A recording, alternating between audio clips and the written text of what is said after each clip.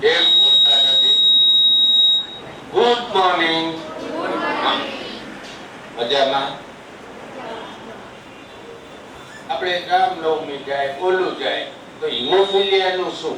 એટલે 1979 માં લખીશું કે ભાઈ આ વર્લ્ડ હિમોફિલિયા ફેડરેશન જેને સ્થાપ્યું કે ફ્રેન્ક્સ કેમ્પબેલના જન્મદિવસને આપણે વિશ્વ હિમોફિલિયા દિવસ તરીકે ઉજવવું. રોગ વિશે તમે બધા બધું જાણો જ છો. રોગ સામે કેમ લડવું એમાં તો તમે બધા ફાઇટર્સ છો, લાયન્સ છો, જે સામાન્ય માણસને લડવામાં બહુ જ તકલીફ પડે. મારે છે ને કદાચ મારો મોબાઈલની બેટરી ચાર્જ ન થાય તો મારું બ્લડ પ્રેશર વધી જાય અને તમારે બ્લડ નીકળતું હોય તો બચતું નથી. એટલે તમે બધા ફાઇટર છો. આ દિવસે હું દરેક હિમોફિલિક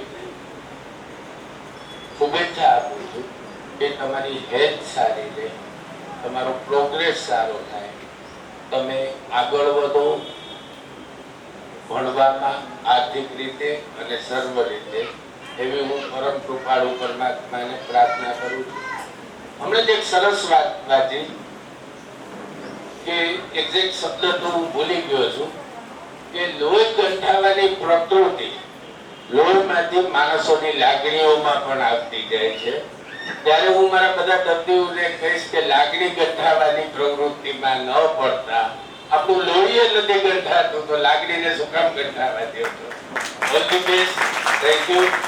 અને જ્યારે ઘનશ્યામભાઈ, જ્વલનભાઈ ને સંજયભાઈ હોય તો મને તો તમે રોજ સાંભળીને બોર થાવ છો, એટલે બધું ટાઈમ નહીં લો. Thank you very much.